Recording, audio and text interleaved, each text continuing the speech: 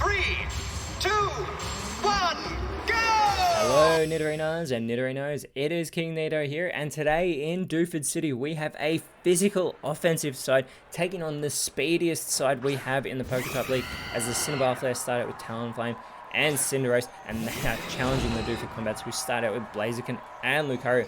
Neither of these sides are having the season they want, as its Combats in 17th place and a Cinnabar Flare are in 16th, but immediately Cinderace with a super effective Earth Power there onto Lucario, who's going to respond with a Dazzling Gleam. This won't be very effective on the Fire types, but it does connect with both Cinderace and Talonflame.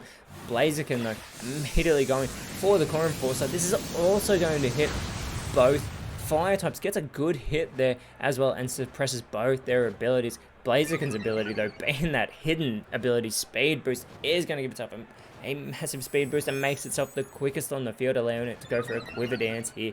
It is going to boost that special attack, special defense, and its speed, which already just got a boost. Talonflame though, going for the block.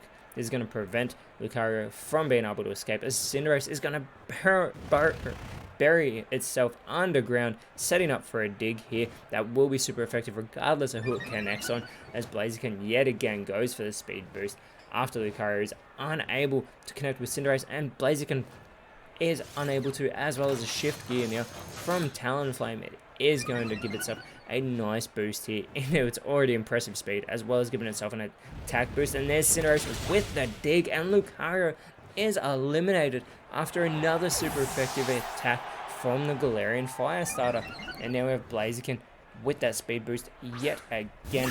It is going to still be the quickest Pokemon on the field, as Mienshao comes out and joins Blaziken, who now goes for the Eerie Impulse. This is going to lower the special attack of Cinderace here, as Talonflame with the Draining Kiss onto Mienshao is going to be super effective. Gets in a really good hit there, but more importantly, it is going to restore the health of Talonflame, as Cinderace follows it up with the Submission and gets a fantastic hit. Mienshao is barely able to hold on. Cinderace gets some recoil damage there, and Mienshao follows it up with the Aqua Jet, and Cinderace is able to hold on after that super effective hit. Both Cinderace and Mienshao are easy targets on the field right now, as Blaziken with the String Shot. This is going to lower the speed here of both Cinderace and Talonflame. Hopefully for the Dooford Combats, Mienshao can move faster than the two Fire types, but Talonflame will be quicker and goes for the Belly Drum. It's going to cut into its health, but maximize that physical attack stat. It will want to capitalize on it, but Mienshao going for the Spark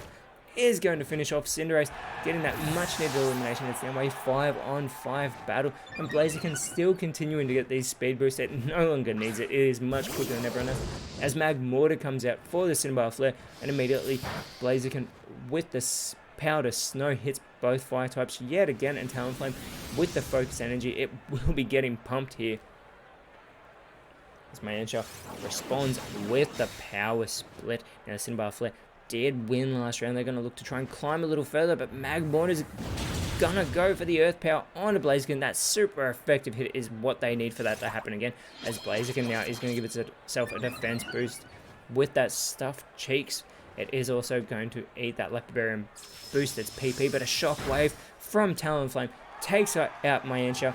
For good measure, it gets the critical hit as well, putting the Cinnabar Flare in front, and it's followed up by a Rock Throw from Magmortar there onto Blaziken, as Machamp comes out for the Combats, and Blaziken goes for the Horn Drill, and it will be successful. It connects and eliminates Talonflame with that one-hit KO move, but it surely should have gone for Magmortar, who is fresher.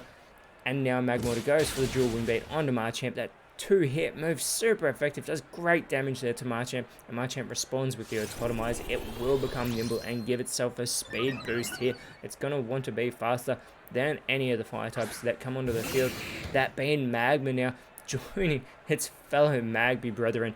Machamp now setting up the Toxic Spikes as well, so any Pokemon that comes out for the Flare and lands in those spikes will immediately be poisoned. The Hypnosis is avoided by Blaziken from Magma, and the double hits avoided by Machamp from Magmortar. Now Blaziken going for the Tearful look onto Magma here. It is going to lower that attack stat as well as the special attack, and the Toxic will be avoided by Magmortar from Machamp, allowing Magma to go for the Petal Dance. Connecting with Blaziken won't be very effective there at all. And Magmortar, though, going to go for the Flying Press now. This will be super effective and eliminates Machamp from this matchup. The Cinnabar Flare are building some momentum in this match as it's Poliwrath coming out for the combats, and it is part water type, and that is what they need. That Howl will boost the attack stats of both Blaziken and Poliwrath, and they are a physically offensive side, as I said at the start of this matchup.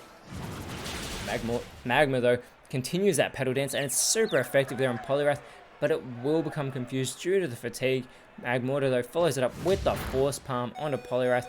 That is a critical hit, and very well played there by the Cinnabar Flare, but Poliwrath is going to go for the Sparkling Aria. This is going to hit everybody on the field, super effective on everyone as well, and it eliminates Blaziken, who had been in this matchup for over 5 minutes.